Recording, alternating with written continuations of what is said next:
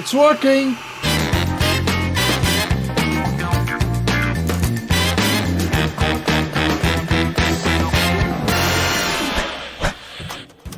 So I bought an Ender 3 Pro and my wife asked me to print this skull desk organizer.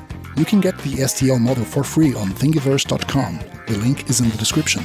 I sliced it on Cura and printed through Octoprint. It took 2 days, so enjoy the time lapse.